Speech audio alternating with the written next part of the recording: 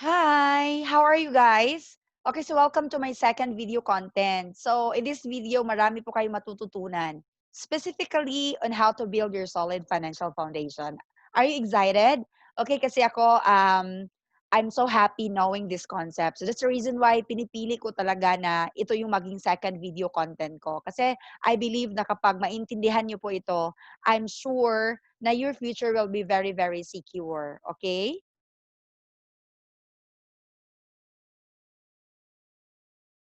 Ayan na. So, i-share ko muna na before you can build a solid financial foundation, always remember this.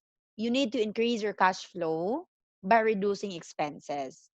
Okay, so ano po yung mga expenses na dapat mo i-reduce? Simple lang, yung mga hindi masyadong kakailanganin. Yung mga unnecessary materials, unnecessary things, okay?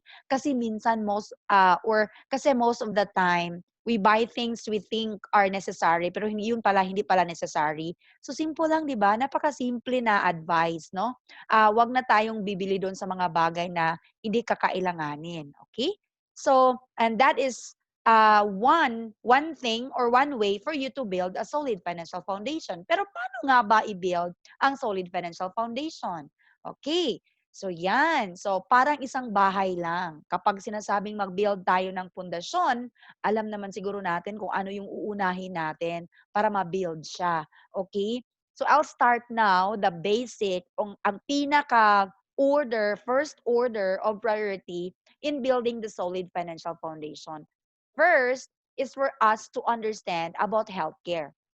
So kapag sinasabing healthcare, hindi yun PhilHealth Okay. So kasi alam naman natin 'no, familiar na tayo sa PhilHealth kasi bago tayo nagtrabaho, necessary na may PhilHealth number ka na agad, okay? But as what you've noticed kapag nagka-hospital tayo, hindi naman siya guarantee na we can be admitted. 'Di ba kailanganin pa talaga natin yung tinatawag na down payment, okay? So yang healthcare na yan, i-discuss ko po in this video. Bakit nga ba importante siyang matututunan, okay? So pangalawa po na foundation or order of priority na dapat natin i-consider is for us to have income protection. Ano nga ba ang income protection, okay? So gagawa din ako ng separate na video content about income protection. Next po is for us to eliminate debts. If you are listening to me right now and wala ka pang utang, congratulations to you. Kasi you have heard this video, you have watched this video, meaning to say, you can already avoid this challenge in the future. You can already avoid this challenge ahead, no? Okay. At kung ikaw ay may utang na at gusto mo talagang makawala sa utang na yan, we are also here to guide you on how to do it. We have financial check-ups talaga, no? We have also financial workshops. Matututunan mo din talaga yan. Okay? So, next is for you to build emergency fund. So, as what you've noticed, marami po talagang nagkakandara pa during emergencies kasi nga hindi sila naghanda.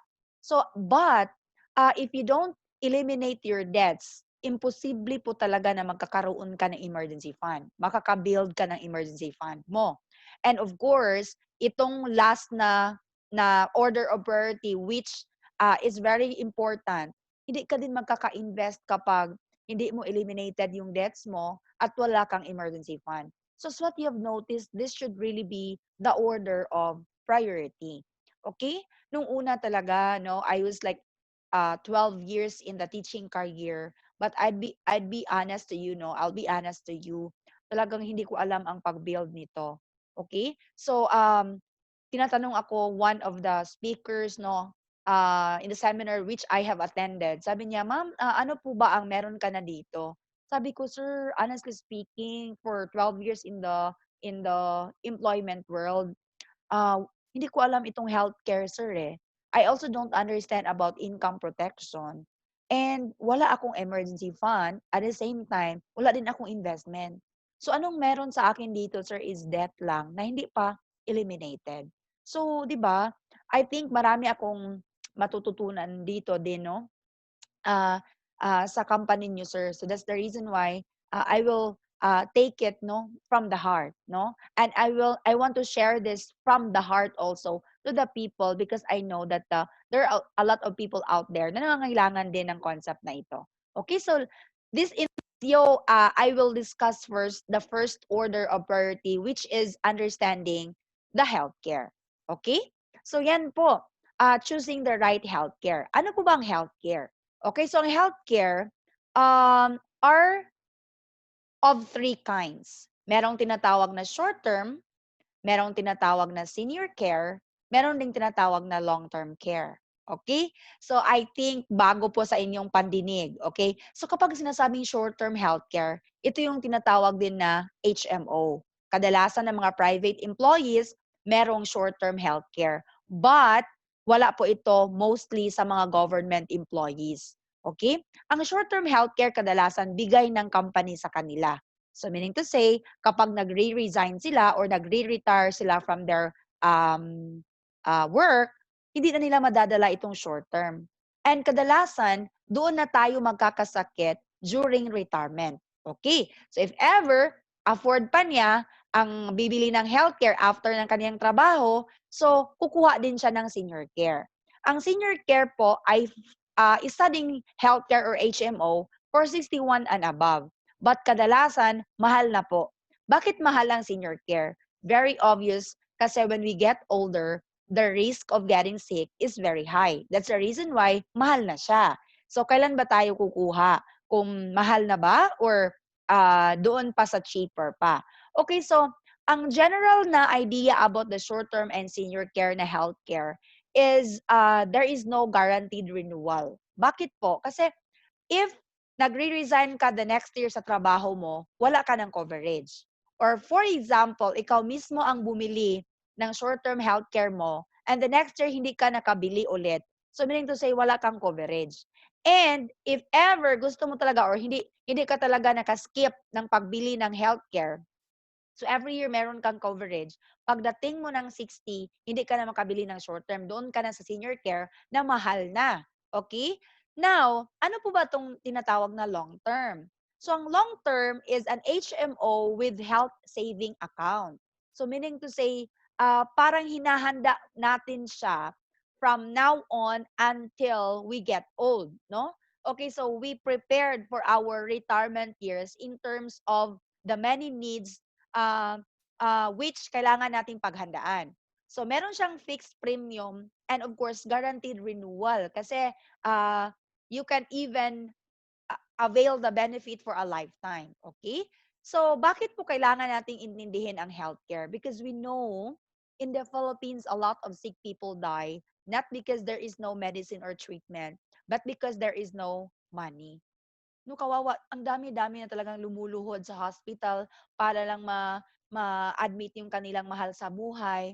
Pero most of the time talaga, marami ding namamatay kasi hindi na nadala sa hospital kasi nga hindi naghahanda.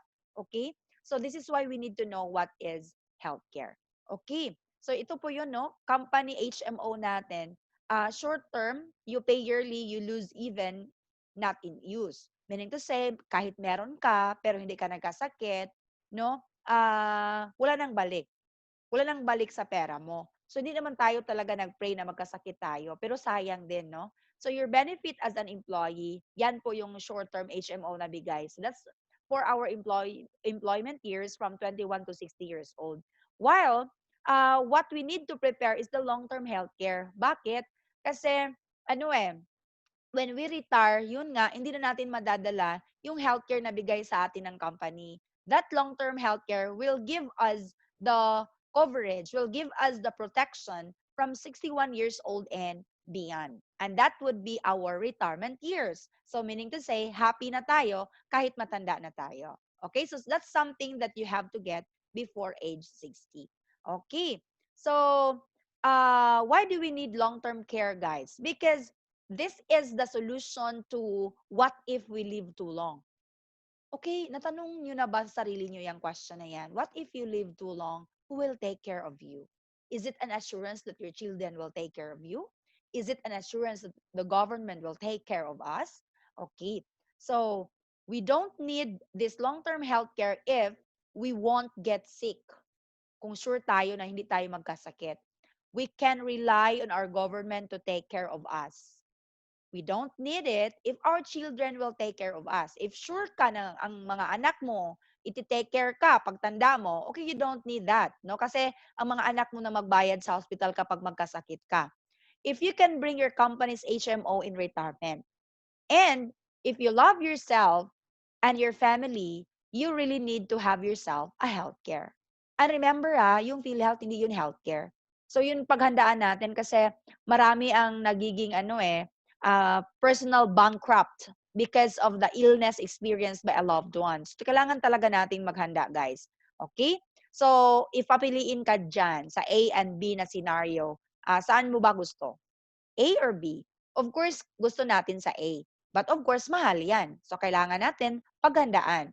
Kasi as we know, the most expensive bed is not in hotels, but it is in the hospitals. So, mahal magkasakit. So, kailangan talaga maghanda. Okay.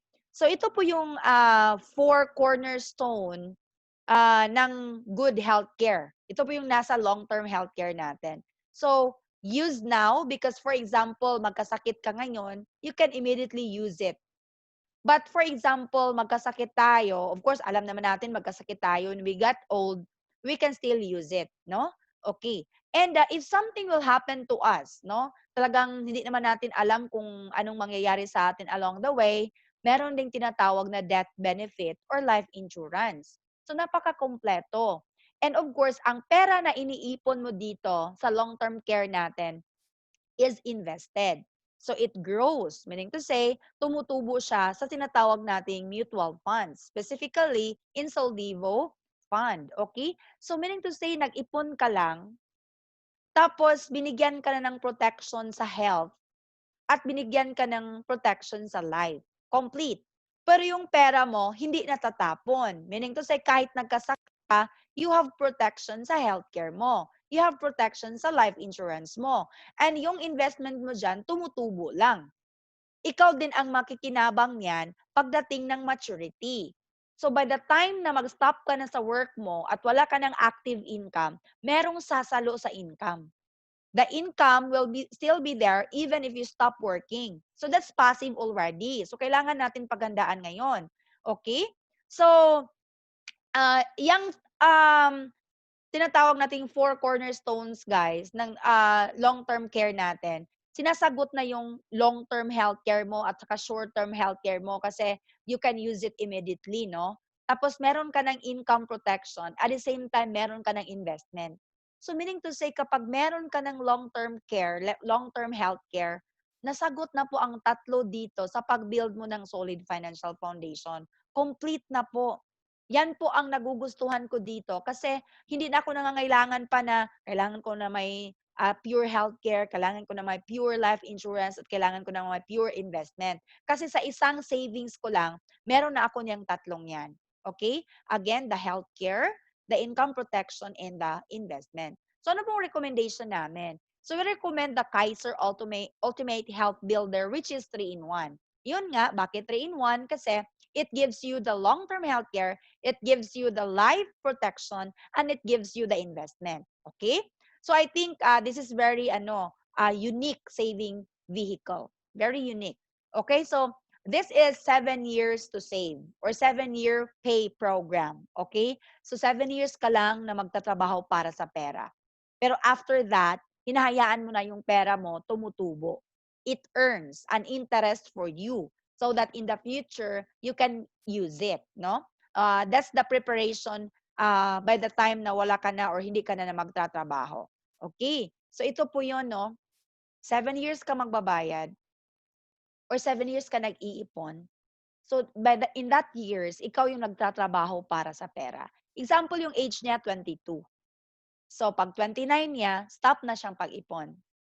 So sa 8th year to the 20th year, kung i-compute natin, 13 years yan lahat yan sa extended period. Hindi na siya nag-save. Nag-relax na lang siya. Hinihintay na lang niya na yung pera niya nag-earn ng interest para sa kanya. So the money is growing. So meaning to say, relax na siya. No? Kasi yung pera na ang nagtatrabaho para sa kanya.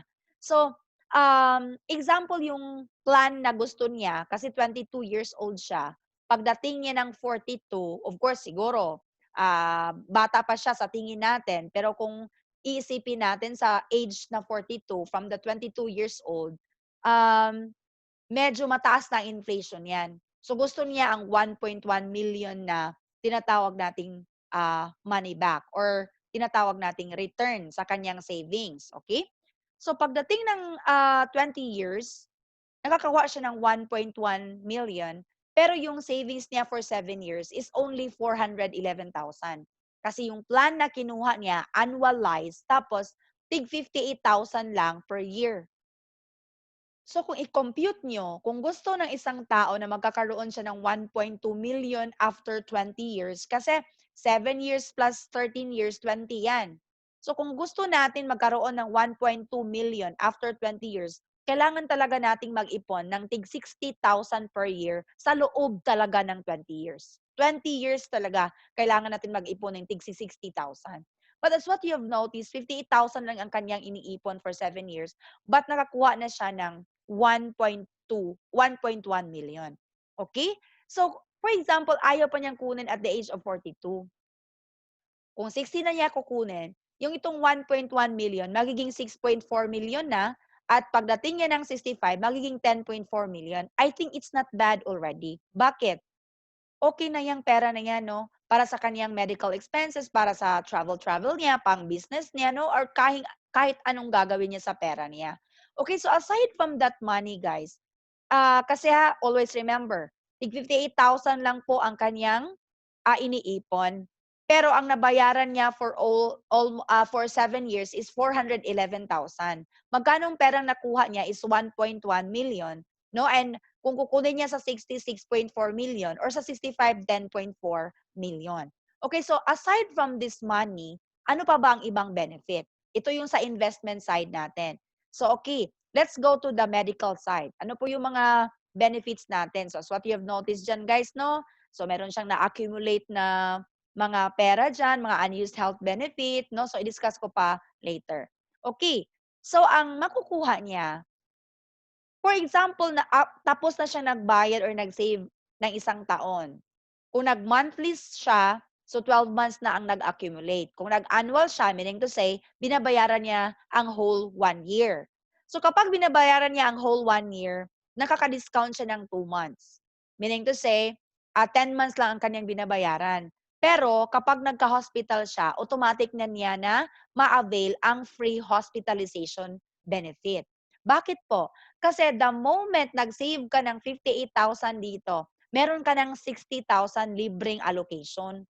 So, hindi nagagalaw yung 58,000 mo. Binigyan ka ng 58,000 libreng allocation. Okay, tapos, after saving 1 year, maka-avail na siya ng annual physical examination.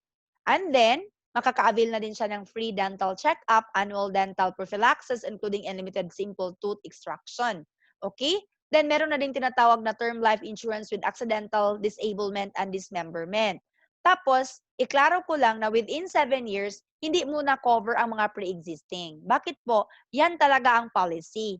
No, yan talaga ang rule. No, na kapag ang pre-existing na mga sakit, kasi especially na long term ito, kailangan talaga na magagamit niya after na ng 7 years. Kasi malulugi din ang company natin kasi kadalasan sa mga may sakit, doon pa kukuha ng mga healthcare na savings program. And for example, mawawala ang member no na hindi pa siya nakabayad within 7 years. So, merong tinatawag na waiver of installment due to death. Automatic po ma-full pay po yung remaining years niya na nagbabayad siya, depende po sa cost ng death. Okay, so yan po within 7 years. What will happen to the extended period? Sa 8th year to the 20th year? Di ba hindi pa cover yung pre-existing within 7 years? Cover na po dito sa 8th year and onwards.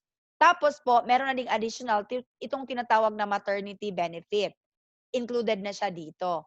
So, meron na siyang tinatawag na accumulation of unused health benefits bonus, 7 to 10%. Okay, so from the 8th year to the 28th year, iba na din po yung mga benefit mo sa health, no? In terms sa health. Kasi within 7 years, 60,000 per year yon, depende po sa plan mo. Dito sa plan na to, 60,000 per year.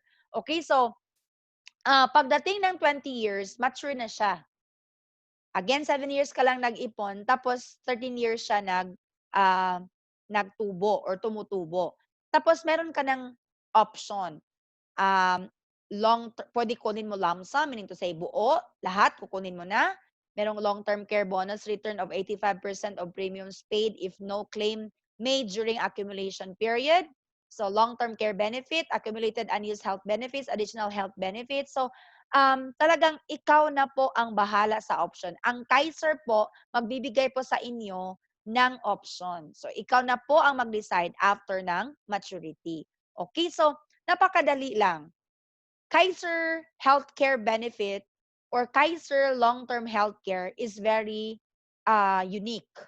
Kasi this is a 3-in-1 saving program na ang coverage niya is lifetime. Tapos, hindi tapon yung pera mo kasi 7 years ka lang nag-iipon, andun yung pera mo, the more na tumatagal, the more lalaki po yung value. Okay? Kasi, yung pera mo dito, guaranteed ang return niya kasi it will never go negative. Hindi po nagbibigay ang Kaiser ng return na negative kahit ano pang mangyari sa mutual fund. Okay? So, yan lang po, no? Napaka-simple ng ating ah long-term healthcare. So, kailangan natin yan talaga ipaghanda kasi walang ibang nag-o-offer ng long-term healthcare, only Kaiser International. Yung iba po, kadalasan short-term. Sa atin lang talaga, ang Kaiser can also offer short-term and senior care, pero ang pinaka-unique na program niya is the long-term. Tapos don't worry kasi marami na po talagang malalaking organization sa ating government na ang provider nila is Kaiser. Example, Supreme Court, Senate, Congress. So yan po ang isa sa mga or isa sa mga government natin na mga organizations na ang provider is Kaiser. Okay? So, yan po 'no, marami tayong, tinatawag nating accredited doctors, tapos hospitals and clinics 'no, na accredited ng Kaiser International. Okay, so meron din tayong mga different medical center, Kaiser Medical Centers sa Makati, Cebu, Mactan, SM City, SM Seaside, merong Cavitex 'no, merong, tinatawag ditong, Robinsons 'no, tapos dami-dami din 'no. So and then we are also like, we are to build pa ng more clinics, no, for Kaiser Medical Center. Okay? Tapos, ang Kaiser din natin is being endorsed by our very own ambassadress, no? Brand Ambassador Sharon Cuneta Pangilinan. So, kasama ko ang Kaiser kahit mabuti ng buhok ko, ayon kay Sharon. Okay? So, of course, it is very legit because of course it is under HMO or Health Maintenance Organization. Okay? And exclusively po distributed ng IMG brokers ang tinatawag nating Kaiser. Okay. So always remember guys na uh, poor mindset po ang mag-spend muna bago mag-ipon. Tapos yung mga tao na i-consider ang healthcare and insurance as expense, poor mindset din yan. No? So, and kadalasan sa poor mindset works hard for the money. So let's shift na our mindset into rich mindset, okay? We need to understand to save money and bago ka mag-spend. Tapos, consider healthcare and insurance as an investment. Pag-invest talaga tayo, guys. Mag-invest tayo dito. And let the money work for us. Okay, so I hope may natutunan kayo, guys. By the way, once again, my name is Dr. Melcy, your financial doctor. Okay po?